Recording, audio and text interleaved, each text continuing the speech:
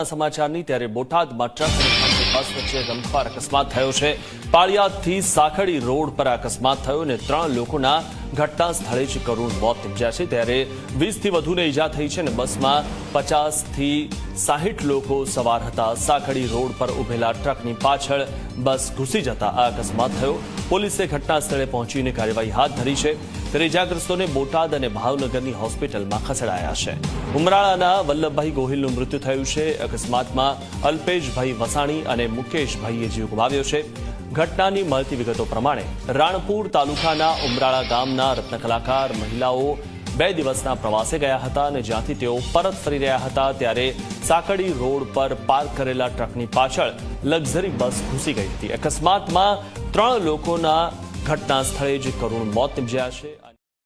Accident थी ये मारा भाई था पोते सेठ हीरा कारखानु चलावता था एमां छोकरीओने फरवा लई गया था।